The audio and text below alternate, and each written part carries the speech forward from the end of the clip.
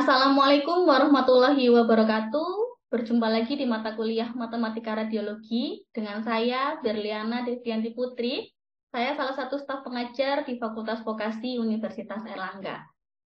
Baik, topik yang akan kita bahas hari ini adalah jenis data dan visualisasinya. Outline yang akan kita bahas, yang pertama, kita akan mempelajari macam-macam skala data. Yang kedua, kita akan mempelajari bagaimana cara memvisualisasikan data kategori. Dan yang ketiga, bagaimana cara memvisualisasikan data numerik. Nah, kita harus tahu dulu ada berapa sih macam skala data. Yang pertama ada skala data nominal, yang kedua skala data ordinal, yang ketiga skala data interval, dan yang terakhir skala data rasio. Jadi skala data itu ada 4, ada nominal, ada ordinal, ada interval, dan ada rasio. Lalu beberapa literatur membaginya menjadi 2, data kategori dan data numerik. Yang termasuk data kategori adalah data berskala nominal dan data berskala ordinal. Hanya 2 ini yang termasuk data kategori. Sedangkan data numerik itu 2 sisanya, yaitu data interval dan data berskala rasio. Jadi, data kategori yaitu data nominal ordinal dan data numerik yaitu data interval rasio. Lalu ada juga data yang menyebutnya sebagai data kualitatif dan data kuantitatif. Untuk data kualitatif yaitu data berskala nominal ordinal, sedangkan data kuantitatif adalah data berskala interval rasio. Nah, jadi jangan sampai tertukar antara data kuantitatif, data kualitatif, data numerik maupun data kategori. Nah, baik. Sekarang kita pelajari satu persatu dari macam-macam skala data tersebut. Yang pertama data nominal. Data nominal adalah data yang mempunyai kategori bersifat setara. Jadi sifat antar kategorinya itu setara. Skala data ini hanya bisa diklasifikasikan berdasarkan namanya saja. Contoh, jenis kelamin. Ada laki-laki, ada perempuan. Kategori laki-laki dan kategori perempuan ini bersifat setara. Laki-laki sama atau setara dengan perempuan. Contoh lain, golongan darah. Sebentar, saya pindah dulu, oke. Contoh lainnya adalah golongan darah. Ada golongan darah O, A, B, AB. Keempat golongan darah ini bersifat setara. O setara dengan A setara dengan B, dan B setara dengan AB. Jadi tidak ada tingkatan apapun di antar kategorinya. Itu untuk yang data nominal. Sekarang kita bedakan dengan data yang ordinal. Nah, untuk data ordinal, antar kategorinya ada tingkatannya. Jadi skala ini diklasifikasikan berdasarkan tingkatan. Contohnya pendidikan. SD, SMP, SMA, perguruan tinggi. SD lebih rendah daripada SMP. SMP lebih rendah daripada SMA, dan yang paling tinggi adalah perguruan tinggi. Artinya, jika seseorang individu ingin memasuki perguruan tinggi, maka dia harus menyelesaikan bangku sekolah dasar, bangku SMP, bangku SMA, barulah boleh masuk ke perguruan tinggi. Maksud dari adanya tingkatan itu seperti itu. Contoh lain, indeks massa tubuh. Ada orang yang kurus, orang yang normal, orang yang gemuk, dan orang yang obes atau sangat gemuk. Jadi masing-masing kategorinya ini ada tingkatannya. Bertingkat, ya. Itu ciri khas dari skala data ordinal. Lanjut, skala data interval adalah data yang ditulis dalam bentuk rentang antara 2 titik di dalam skala yang sudah diketahui. Contohnya suhu. Karena suhunya ini bersifat fluktuatif, jadi perubahan suhunya itu terlalu ekstrim, jadi tidak ada dalam satu waktu, satu jenis suhu tidak ada, maka dia biasanya disajikan dalam bentuk rentang. Misalnya suhu pada hari ini sekitar 18 sampai 25 derajat, ya, seperti itu. Jadi ciri khas dari interval itu ada rentangnya. Contoh yang paling mudah ditemui, yang selalu ada di sekitar kita adalah penyajian data suhu. Terakhir, skala data rasio adalah ukuran yang memberikan keterangan mengenai nilai objek absolut yang diukur. Jadi, untuk data rasio ini dia pasti menyajikan nilai absolut ya. Contohnya berat badan. Berat badan si A 60 kilo, berat badan si B 59 kilo. Jadi masing-masing unit atau masing-masing individu memiliki nilai absolut dari data tersebut, dari variabel tersebut. Contoh lain, tinggi badan. Si A tinggi badannya 150, si B 145, si C. Jadi masing-masing unit individu memiliki nilainya yang berbeda-beda dan nilainya bersifat absolut. Oke, lanjut. Jadi rangkumannya sini. Rangkuman skala data.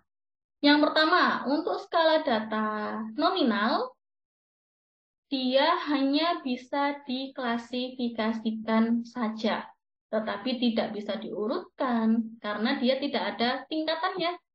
Semuanya setara, jadi tidak bisa diurutkan. Tidak bisa dihitung selisihnya karena laki-laki dikurangi perempuan tidak ada nilainya. Kemudian tidak memiliki nilai nol mutlak. Jadi nominal, ini skala data yang paling rendah, yaitu dia sifatnya hanya bisa diklasifikasikan saja. Kemudian skala data yang kedua ada ordinal. Nah, ordinal ini bisa diklasifikasikan dan bisa diurutkan karena ada tingkatan rendah, tingkatan sedang, dan tingkatan tingginya. Jadi bisa diurutkan untuk yang ordinal. Tetapi tidak bisa dihitung selisihnya dan tidak memiliki nilai nol mutlak. Skala data ketiga ada interval. Interval ini bisa diklasifikasikan, bisa diurutkan, dan bisa dihitung selisihnya. Tetapi dia tidak memiliki nol mutlak. Kenapa? Karena dia bersifat rentang. Dan yang terakhir, rasio. Ini dia skala data tertinggi, paling sensitif, paling spesifik, karena dia bisa diklasifikasikan, bisa diurutkan, bisa dihitung selisihnya, dan memiliki nilai nol mutlak. Jadi dia adalah skala data yang paling spesifik, paling sensitif untuk dihitung nilai ukuran pemusatan maupun ukuran penyebarannya. Lanjut, nah berarti tadi kita sudah belajar macam-macam skala data. Lalu di sini kita dilanjutkan dengan bagaimana sih cara memvisualisasikan data kategori. Pertanyaannya, yang termasuk data kategori ini yang berskala apa? Apakah teman-teman masih mengingat? Ya, betul. Jadi yang termasuk data kategori ini adalah data berskala nominal dan berskala ordinal. Oke, lanjut. Kita langsung ke contoh soalnya.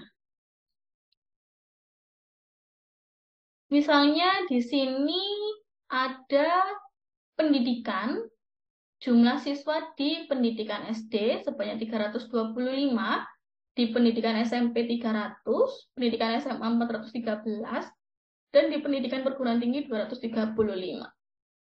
Lalu adik-adik diminta untuk menyajikan dalam bentuk gambar. Kenapa? Kalau kita hanya menyajikan dalam bentuk tabel seperti ini, di hasil penelitian kita, itu cenderung kurang menarik bagi si calon pembaca. Bahkan kalau kita menyajikan ini saat kita presentasi pun, terkadang calon penguji atau pembaca tidak tertarik untuk memahami isi dari tabel tersebut. Oleh sebab itu, alangkah baiknya kalau kita sajikan dalam bentuk gambar yang lebih visual. Ada dua cara. Yang pertama adalah menyajikan dalam bentuk bar graph atau diagram batang. Nih. SD ada batangnya sendiri, SMP ada batangnya sendiri, SMA dan perguruan tinggi. Dan bar graph ini atau diagram batang ini ciri khasnya antar batangnya memiliki jeda seperti ini. Ini untuk membandingkan atau untuk memberikan tanda bahwasannya masing-masing batang ini adalah perwakilan dari masing-masing kategori.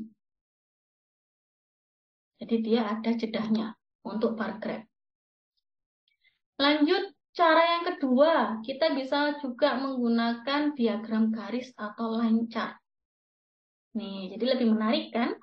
SD itu seberapa ada di sini, SMP di sini, SMA perguruan tinggi. Jadi dia lebih menarik. Dari sini saja kita bisa melihat bahwasannya, oh perguruan tinggi ini paling kecil ya jumlah siswanya karena terjadi penurunan di sini. Jadi dari SD lumayan banyak, SMP ada seleksi sehingga menurun, SMA bertambah lagi, dan perguruan tinggi ternyata mulai menurun yang berminat untuk masuk perguruan tinggi. Nah, ini kan lebih menarik daripada hanya disajikan dalam bentuk tabel. Oke, berarti untuk data kategori ada dua cara ya. Yang pertama, diagram batang, dan yang kedua adalah diagram garis. Oke. Lanjut, kita ke diagram lingkaran juga bisa. Tetapi ciri khas dari diagram lingkaran ini itu harus berupa persentase. Dia tidak boleh berupa angka real seperti ini. Jadi harus diubah dulu ke persentase. Kenapa? Karena dalam satu lingkaran ini harus bernilai 100%. Apabila dalam satu lingkaran tidak bernilai 100%, maka diagram lingkaran yang sudah teman-teman buat itu menjadi salah. Oke. Nih. Baik, selanjutnya adalah visualisasi data numerik. Ada yang masih ingat visualisasi data numerik? Skala data apa saja yang termasuk data numerik? Ya, yang termasuk data numerik adalah skala data interval dan skala data rasio. Nah, bagaimana cara memvisualisasikannya? Kita langsung berlatih ke contoh soal. Di sini ada 100 data hasil pengukuran berat badan. Kemudian 100 data ini teman-teman diminta untuk menyajikan ke dalam gambar yang lebih menarik. Kenapa? Karena kalau dia hanya disajikan dalam bentuk tabel seperti ini, maka si calon pembaca akan bingung. Ini maksudnya apa? Kok datanya banyak seperti ini? Maka cara menyajikannya kita ubahlah ke dalam bentuk histogram. Nih, jadi nanti tahu bahwasannya responden yang memiliki berat badan 45 sampai 51 ini sebanyak, bentar saya ubah dulu. Oke, jadi kalau kita sudah ubah ke dalam bentuk histogram, ini ke horizontalnya ini adalah berat badannya, sedangkan vertikalnya ini adalah banyak respondennya. Ini unitnya, unit. Oke, di sini kita tahu responden yang memiliki berat badan antara 45 sampai 51,5 ini sebanyak 30 responden. Responden dengan berat badan 51 sampai 57,2 ini sebanyak 30 responden. Dan seterusnya. Nah, kalau seperti ini kita bisa menyimpulkan, oh ternyata responden dengan berat badan 45 sampai 57,2 ini sebanyak masing-masing 30 responden. Jadi, dari 100 responden ini, sebagian besar berada di rentang 45 sampai 57,2 kilo berat badannya. Jadi lebih visual. Nah, kalau kita lihat sekilas, histogram ini mirip ya, seperti diagram batang. Lalu Adakah yang bisa menjawab pertanyaan ini? Mana yang termasuk bar graph dan mana yang termasuk histogram? Iya, yang kiri ini termasuk bar graph, yang kanan ini termasuk histogram. Pembedanya ada jeda atau tidak. Kalau dia disajikan dan memiliki jeda seperti ini, artinya gambar ini berasal dari data kategorik atau data kualitatif. Namun, apabila dia tiap batangnya tidak memiliki jeda seperti ini, maka gambar ini berasal dari skala data numerik atau data kuantitatif. Bedanya di situ. Yang satu ini berasal dari data kualitatif, ini data kuantitatif.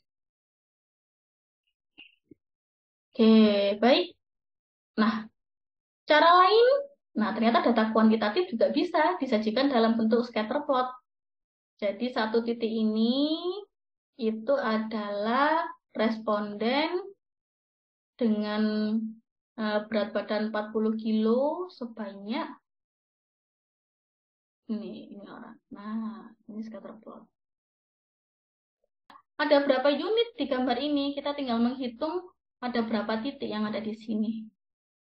Hanya saja kelemahan dari scatter plot ini apabila jumlah datanya yang kembar itu banyak, maka terkadang tidak nampak